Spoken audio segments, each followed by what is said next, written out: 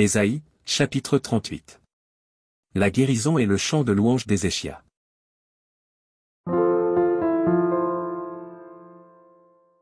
En ce temps-là, Ézéchia fut malade à la mort.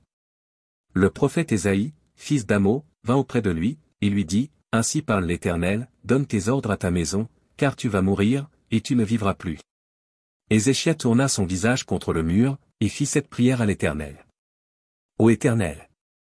Souviens-toi que j'ai marché devant ta face avec fidélité et intégrité de cœur, et que j'ai fait ce qui est bien à tes yeux. » Et Ézéchia répandit d'abondantes larmes.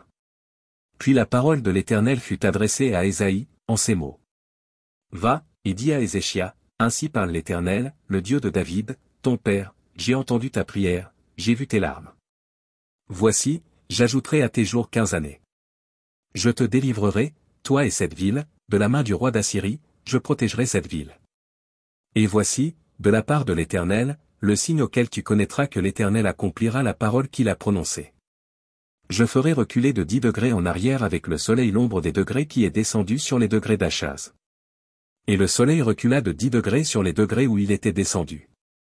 Cantique d'Ézéchia, roi de Juda, sur sa maladie et sur son rétablissement. Je disais, quand mes jours sont en repos, je dois m'en aller aux portes du séjour des morts. Je suis privé du reste de mes années.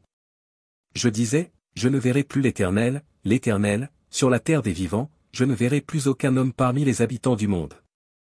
Ma demeure est enlevée et transportée loin de moi, comme une tente de berger, je sens le fil de ma vie coupé comme par un tisserand qui me retrancherait de sa trame. Du jour à la nuit tu m'auras achevé. Je me suis contenu jusqu'au matin, comme un lion, il brisait tous mes os, du jour à la nuit tu m'auras achevé. Je poussais des cris comme une hirondelle en voltigeant, je gémissais comme la colombe, mes yeux s'élevaient languissant vers le ciel, ô Éternel. Je suis dans l'angoisse, secours-moi. Que dirai-je? Il m'a répondu, et il m'a exaucé. Je marcherai humblement jusqu'au terme de mes années, après avoir été ainsi affligé. Seigneur, c'est par tes bontés qu'on jouit de la vie, c'est par elles que je respire encore, tu me rétablis, tu me rends à la vie. Voici, mes souffrances mêmes sont devenues mon salut, tu as pris plaisir à retirer mon âme de la fosse du néant, car tu as jeté derrière toi tous mes péchés. Ce n'est pas le séjour des morts qui te loue, ce n'est pas la mort qui te célèbre, ceux qui sont descendus dans la fosse n'espèrent plus en ta fidélité. Le vivant, c'est celui-là qui te loue, comme moi aujourd'hui, le Père fait connaître à ses enfants ta fidélité. L'Éternel m'a sauvé.